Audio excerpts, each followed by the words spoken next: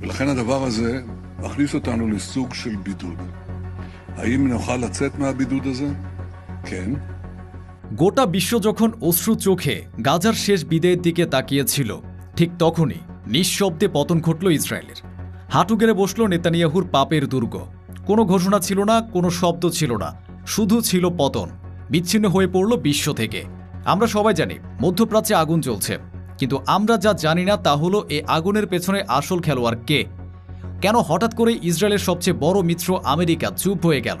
কেন ইসরায়েলের দুর্ধর্ষ গোয়েন্দা সংস্থা মোসাদ এবং অপরাজেয় সেনাবাহিনী থাকা সত্ত্বেও প্রধানমন্ত্রী নেতানিয়াহুকে সংবাদ সম্মেলন করে নিজেদের পরাজয় আর বিশ্ব থেকে বিচ্ছিন্ন হয়ে পড়ার কথা স্বীকার করতে হলো? সবচেয়ে বড় প্রশ্ন হলো, চীনের নাম কেন আসছে? ইসরায়েলের বিরুদ্ধে এই অদৃশ্য যুদ্ধে চীন ঠিক কখন, কোথায় এবং কিভাবে যোগ দিল? কি সে ভয়ঙ্কর আক্রমণ যার এক আঘাতে নেতানিয়াহুর পতন ঘটল এবং ইসরায়েলকে একঘরে করে দেওয়া হলো? আজকের এই ভিডিওতে আমরা সেই অদৃশ্য যুদ্ধের মুখোশ উন্মোচন করব, যা মূলধারার মিডিয়া আপনাকে কখনোই দেখাবে না। আমরা আপনাকে নিয়ে যাব পর্দার আড়ালের সেই গোপন বৈঠকে, যেখানে একটি দেশের ভাগ্য নির্ধারণ হয়ে গিয়েছিল শুধুমাত্র একটি স্মার্টফোনের স্ক্রিনে। শেষ পর্যন্ত সাথে থাকুন, কারণ ক্লাইম্যাক্সে যে সত্যটি প্রকাশ পাবে তা আপনার ভূরাজনীতি দেখার দৃষ্টিভঙ্গি চিরদিনের জন্য বদলে দেবে। এই গল্পের শুরুটা বুঝতে হলে আমাদের কয়েক ধাপ পেছনে যেতে হবে। গাজায় ইসরায়েলি অভিযানের পর থেকে বিশ্বজুড়ে জনমত দ্রুত ইসরায়েলের বিপক্ষে চলে যাচ্ছিল। একদিকে মানবাধিকার লঙ্ঘনের অভিযোগ, অন্যদিকে পশ্চিমা দেশগুলোতে ক্রমবর্ধমান চাপ। সব মিলিয়ে প্রধানমন্ত্রী বেনিয়ামিন নেতানিয়াহু এক কঠিন পরিস্থিতির মধ্যে ছিলেন। কিন্তু নেতানিয়াহু, যাকে ভূরাজনীতির এক ধূর্ত খেলোয়াড় হিসেবে বিবেচনা করা হয়, তিনি জানতেন আসল যুদ্ধটা শুধু যুদ্ধক্ষেত্রে নয়, বরং মানুষের মনেও লড়তে হয়। তিনি প্রকাশ্যে অভিযোগ করতে শুরু করেছেন যে কাতার এবং চীনের মতো দেশগুলো বিলিয়ন বিলিয়ন ডলার খরচ করে পশ্চিমা মিডিয়াকে নিয়ন্ত্রণ করার চেষ্টা করছে। তিনি বিশেষ করে টিকটকের কথা উল্লেখ করেন, কারণ তিনি বুঝতে পারছেন যে তরুণ প্রজন্মের কাছে পৌঁছানোর জন্য এর চেয়ে শক্তিশালী মাধ্যম আর নেই। তিনি তার দেশের নিরাপত্তা সংস্থাকে নির্দেশ দেন এই ইনফ্লুয়েন্স অপারেশন মোকাবেলা করার জন্য পাল্টা ব্যবস্থা নিতে। নেতানিয়াহু বিশ্বাস করতেন তিনি এই ডিজিটাল যুদ্ধটাও জিতে যাবেন, ঠিক যেভাবে তিনি আগের অনেক রাজনৈতিক যুদ্ধ জিতেছেন। তার সবচেয়ে বড় ভরসা ছিল আমেরিকা, ঐতিহাসিক মিত্র যারা সবসময় ইসরায়েলের পাশে ঢাল হয়ে দাঁড়িয়েছে। অন্যদিকে আরব বিশ্ব ছিল বিভক্ত। কিন্তু নেতানিয়াহু একটি বড় ভুল করতে যাচ্ছেন। তিনি তার প্রতিপক্ষের শক্তিকে ছোট করে দেখেছিলেন এবং তাদের হাতে থাকা নতুন অস্ত্রের কথা তিনি কল্পনাও করতে পারেননি। সে অস্ত্র কোনো মিসাইল বা পারমাণবিক বোমা ছিল না, ছিল তার চেয়েও ভয়ঙ্কর কিছু। নেতানিয়াহু যখন ডিজিটাল দুনিয়ার যুদ্ধের প্রস্তুতি নিচ্ছিলেন, তখন তার প্রতিপক্ষরা মাঠের খেলায় প্রথম চালটি দিল। হঠাৎ করে আন্তর্জাতিক সংবাদ মাধ্যমের একটি ব্রেকিং নিউজ আসে, ইসরায়েল কাতারের রাজধানীতে একটি ভয়াবহ হামলা চালিয়েছে। খবরটি দাবানলের মতো ছড়িয়ে পড়ে, কিন্তু এখানে একটি রহস্য ছিল। হামলার কোনো সুস্পষ্ট প্রমাণ ছিল না, কোনো স্যাটেলাইট ইমেজ বা হতাহতের নিশ্চিত খবরও ছিল না। ইসরায়েল তাৎক্ষণিকভাবে এই অভিযোগ অস্বীকার করে, কিন্তু তাতে কিছু আসে যায় না। যা হওয়ার তা হয়ে গিয়েছিল, চালটি দেওয়া হয়ে গিয়েছিল। এই একটি খবরের প্রতিক্রিয়া যা ঘটল তা ছিল অভাবনীয়। কয়েক ঘন্টার মধ্যে গালফ কোঅপারেশন কাউন্সিল জিসিসি একটি জরুরি বৈঠকে বসে। জিসিসি ঘোষণা করে যে কাতারের উপর এ হামলা সব সদস্য রাষ্ট্রের উপর হামলা হিসেবে গণ্য করা হবে এবং তারা তাদের জয়েন্ট ডিফেন্স মেকানিজম সক্রিয় করবে। অর্থাৎ এটা ছিল ইসরায়েলের বিরুদ্ধে সম্মিলিত সামরিক পদক্ষেপের একটি প্রচ্ছন্ন হুমকি। এখানে শেষ নয়, এরপর অনুষ্ঠিত হয় আরব ইসলামিক সামিট। মুসলিম বিশ্বের নেতারা এক সুরে ইসরায়েলের নিন্দা জানায় এবং কাতারের পাশে দাঁড়ানোর অঙ্গীকার করে। প্রতিবেশী মিশর থেকেও আসে কঠোর হুঁশিয়ারি। জেনারেল সামির ফারাক বলেন, যদি ইসরায়েল মিশরে থাকা হামাস সদস্যদের উপর হামলা করে, তবে পুরো মিশরীয় সেনাবাহিনী সিনাই উপত্যকায় প্রবেশ করবে এবং ইসরায়েলের সাথে শান্তি চুক্তি তাৎক্ষণিকভাবে বাতিল করা হবে। বাইরে যখন এই কূটনৈতিক ঝড় বইছে, তখন ইসরায়েলের ভেতরেও শুরু হয়েছে ভাঙন।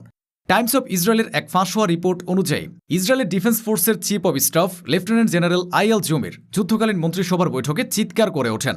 তিনি নেতানিয়াহুর নতুন করে গাজায় আক্রমণ শুরু করার সিদ্ধান্তের তীব্র বিরোধিতা করেন এবং জিম্মিদের মুক্তির জন্য চুক্তি করার উপর জোর দেন। তিনি মোসাদ প্রধান এবং জাতীয় নিরাপত্তা মন্ত্রীর মতো শীর্ষ কর্মকর্তাদের সঙ্গে বিতর্কে জড়িয়ে পড়েন। এটা প্রমাণ করে নেতানিয়াহুর আগ্রাসী নীতি তার নিজের সেনাপ্রধানও আর সমর্থন করছিলেন না। তিনি ক্রমশ একা হয়ে পড়ছিলেন।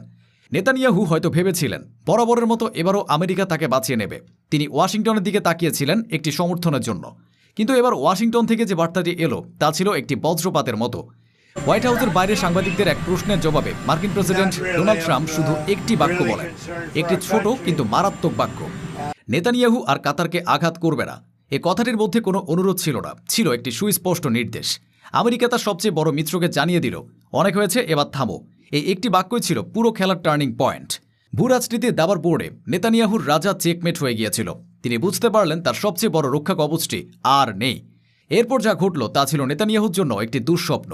যে ইসরায়েল নিজেকে মধ্যপ্রাচ্যের অপ্রতিদ্বন্দ্বী শক্তি হিসাবে দাবি করত, তারা প্রথমবারের মতো অনুভব করল বিশ্ব থেকে সম্পূর্ণ বিচ্ছিন্ন হয়ে যাওয়ার যন্ত্রণা। নেতানিয়াহু নিজে স্বীকার করতে বাধ্য হন যে ইসরায়েল এক ধরনের বিচ্ছিন্নতার মধ্যে প্রবেশ করছে। তিনি দেশের অর্থনীতিকে এই নতুন পরিস্থিতির সাথে খাপ খাইয়ে নেওয়ার জন্য প্রস্তুত হতে বলেন। এটি ছিল একজন দম্ভিত নেতার পরাজয় মেনে নেওয়ার ভাষণ। এই ঘটনার ফলে বিশ্ব রাজনীতিতে ক্ষমতার ভারসাম্য নাটকীয়ভাবে বদলে গেল। লাভবান হল কারা? কাতার, যারা নিজেদের আরব বিশ্বের রক্ষক এবং একজন দক্ষ মধ্যস্থতাকারী হিসেবে প্রমাণ করল। তুরস্ক এবং ইরান, যারা ইসরায়েল বিরোধী শিবিরে নতুন শক্তি পেল। এবং অবশ্যই চীন, যে পর্দার আড়াল থেকে পুরো খেলাটি নিয়ন্ত্রণ করল। ক্ষতিগ্রস্ত হল কে? ইসরায়েল, যারা তাদের সামরিক ও কূটনৈতিক শ্রেষ্ঠত্বের অহংকার হারালো, এবং আমেরিকা, যাদের প্রভাব মধ্যপ্রাচ্যে প্রশ্নবিদ্ধ হল। এটি ছিল একটি নতুন বিশ্ব ব্যবস্থার সূচনা, যেখানে সামরিক শক্তির পাশাপাশি সফট পাওয়ার এবং ইনফরমেশন ওয়ারফেয়ার সমানভাবে গুরুত্বপূর্ণ। কিন্তু প্রশ্ন হল, কেন এত সব কিছু এত দ্রুত ঘটল? এর পেছনের আসল খেলাটা কি ছিল? উত্তরটা হলো অর্থনীতি। নেতানিয়াহু শুধু আন্তর্জাতিক সমালোচনা নিয়ে চিন্তিত ছিলেন না, তার আসল ভয় ছিল অর্থনৈতিক নিষেধাজ্ঞা বা ইকোনমিক আইসোলেশন। আধুনিক বিশ্বে কোনো দেশ একা চলতে পারে না। ইসরায়েলের প্রযুক্তি, কৃষি এবং প্রতিরক্ষা শিল্প বিদেশের বাজারের উপর নির্ভরশীল। তিনি ভয় পাচ্ছিলেন গাজায় দীর্ঘস্থায়ী যুদ্ধের কারণে ইউরোপীয় ইউনিয়ন এবং অন্যান্য দেশগুলো ইসরায়েলের উপর নিষেধাজ্ঞা আরোপ করতে পারে।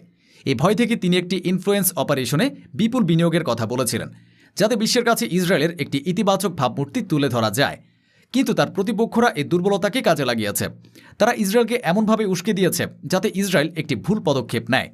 কাতারের উপর হামলার খবরটি ছিল সেই টোপ। ইসরায়েল সেই টোপ গিলেছে, আর সাথে সাথে আরব বিশ্ব এবং তাদের সহযোগীরা মিলে ইসরায়েলের উপর অর্থনৈতিক ও কূটনৈতিক চাপ তৈরি করেছে, যা নেতানিয়াহুর পতনকে অনিবার্য করে তুলেছে। এই পুরো খেলায় নৈতিকতা বা মানবাধিকারের চেয়েও বড় ছিল অর্থনৈতিক এবং কৌশলগত স্বার্থ। এখন আমরা আসছি সেই চূড়ান্ত প্রশ্নে, চীনের ভূমিকা কী ছিল? কিভাবে তারা এই অদৃশ্য যুদ্ধে যোগ দিল? কী সে অস্ত্র যা দিয়ে তারা ইসরায়েলে আঘাত করে নেতানিয়াহুর পাপের সাম্রাজ্যে মরণ কামড় বসালো? উত্তরটা হলো, চীন কোনো মিসাইল, যুদ্ধজাহাজ বা সৈন্য পাঠায়নি। তারা এমন এক অস্ত্র ব্যবহার করেছে যা নেতানিয়াহু নিজেই ভয় পাচ্ছিলেন, কিন্তু যার আসল ক্ষমতা তিনি কল্পনাও করতে পারেননি। কাতারের উপর ইসরায়েলি হামলার যে খবরটি বিশ্বজুড়ে ছড়িয়েছিল, তার পেছনে ছিল চীনের প্রযুক্তি আর কাতারের অর্থায়নে পরিচালিত এক সুপরিকল্পিত তথ্যযুদ্ধ। এই অপারেশনের আসল উদ্দেশ্য ছিল নেতানিয়াহুর সবচেয়ে বড় ভয়কে সত্যি প্রমাণ করা, ইসরায়েলকে বিশ্ব থেকে অর্থনৈতিকভাবে বিচ্ছিন্ন করে দেওয়া। তারা হাজার হাজার বট এবং এআই চালিত অ্যাকাউন্ট ব্যবহার করে ইসরায়েলের কর্মকাণ্ডের আসল চিত্র, যা মূলধারার মিডিয়া এড়িয়ে যাচ্ছিল, সেই সত্যগুলোকে বিশ্বজুড়ে ছড়িয়ে দেয়। তারা বিভিন্ন ভাষায় বাস্তব ভিডিও, প্রত্যক্ষদর্শীর বিবরণ এবং আবেগঘন পোস্ট তৈরি করে, যা পশ্চিমা দেশগুলোর সাধারণ মানুষের নিউজ ফিডে তথ্যের বন্যার মতো আছড়ে পড়ে। নেতানিয়াহু যে টিকটককে ভয় পাচ্ছিলেন, সেই টিকটকই হয়ে ওঠে তাদের প্রধান যুদ্ধক্ষেত্র। এই ডিজিটাল সুনামি এতটাই শক্তিশালী ছিল যেটি বিশ্বজুড়ে এক তীব্র ইসরায়েল বিরোধী জনমত তৈরি করে। আর এই তৈরি হওয়া জনমতের আগুনে ঘি ঢেলে দেয় কাতারের উপর হামলার খবরটি। খবরটি সত্য ছিল কি মিথ্যা তা অপ্রাসঙ্গিক হয়ে পড়ে। আসল উদ্দেশ্য ছিল বিশ্বজুড়ে ছড়িয়ে থাকা ক্ষোভকে একটি নির্দিষ্ট দিকে প্রবাহিত করা এবং ইসরায়েলের মিত্রদের প্রতিক্রিয়া জানাতে বাধ্য করা। এটি ছিল একটি পারফেক্ট ডিজিটাল চেকমেট। চীন ও কাতার কোনো গুলি না চালিয়ে যুদ্ধে জিতে গিয়েছিল। একবিংশ শতাব্দীর যুদ্ধক্ষেত্রে সুপরিকল্পিতভাবে ছড়িয়ে দেওয়া সত্য একটি পারমাণবিক বোমার চেয়েও বেশি শক্তিশালী হতে পারে। ইতিহাস বলে, বড় বড় সংকটের পেছনে সবসময়ই সাধারণ মানুষের চোখের আড়ালে একটি ভিন্ন খেলা চলে। ভূরাজনীতির এ নতুন দাবা খেলায় যখন আপনার স্মার্টফোনটি একটি যুদ্ধক্ষেত্র, তখন সত্যকে খুঁজে বের করার দায়িত্ব কার? এই ঘটনাটি নিয়ে আপনার কি মনে হয়? আপনার বিশ্লেষণ কমেন্ট সেকশনে আমাদের জানান। আপনি যদি পর্দার আড়ালের এই সত্যগুলো জানতে আগ্রহী হন, তাহলে আমাদের চ্যানেলটিকে সাবস্ক্রাইব করুন এবং বেল আইকনে ক্লিক করুন, যাতে আমাদের পরবর্তী ইনভেস্টিগেশন আপনি মিস না করেন।